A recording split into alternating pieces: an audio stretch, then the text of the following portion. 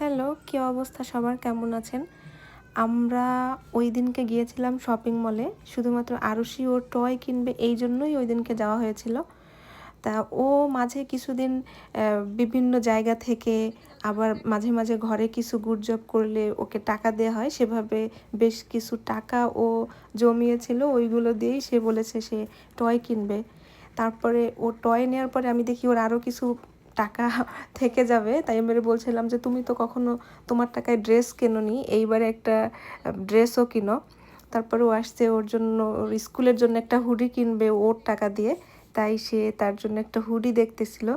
আসলে ব্যাপার হচ্ছে আমি চাচ্ছিলাম যে আরুষি যতগুলো টাকা জমিয়েছে সবগুলোই শেষ করে ফেলুক। কারণ যখন আরুষির কাছে কিছু টাকা বেশি হয় তখন ও গুজব করার কেমন নেশাটা মনে হয় আমার কাছে যে একটু কমে যায়। আর যখন টাকাটা আবার কমে আসে, একদম অল্প থাকে, তখন ও গুজবের জন্য বেশি পাগল হয়ে যায়। এই জন্য আমি চাইতেছিলাম টাকাগুলো সব শেষ করুক, তারপরে আবার সব কিছু ওরে দিয়ে বেশি বেশি করাতে পারবো। এই কারণে ওর সবগুলা টাকা শেষ করার প্ল্যান ছিল আমার। আর এইবারই প্রথম ও ওর টাকা দিয়ে কোনো ড্রেস কিনেছে। সবসময় যে টাকা হয় ওইটাগুলা দিয়ে ও টয়ই কিনে।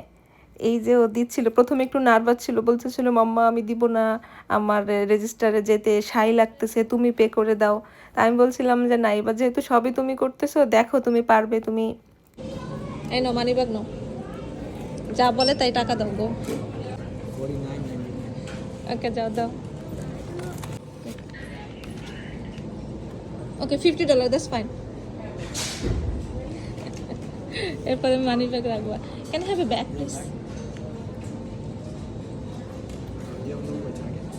মানি ব্যাগ করবে তোমাকে, ওটা রাখবা।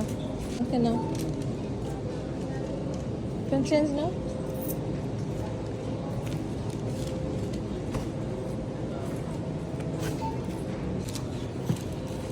Thank you very much. আসো আসো আসো, আমার ব্যাগ। হ্যাপি? ওকে।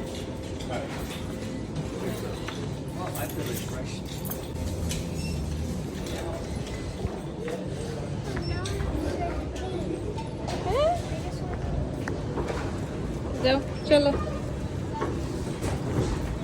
শপিং ডান।